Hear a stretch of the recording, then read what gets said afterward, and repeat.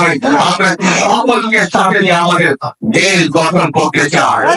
আমরা কেউ পারবো না। ৭১ সালে যখন আমরা দেশ স্বাধীন করেছিলাম যুদ্ধ করে, তখন আমরা দেখিনি কে মুসলমান, কে হিন্দু, কে বৌদ্ধ, কে খ্রিস্টান। আমরা জন্মার পরে আমরা দেশ স্বাধীন করেছিল, যুদ্ধে ঝাঁপিয়ে পড়েছিলাম।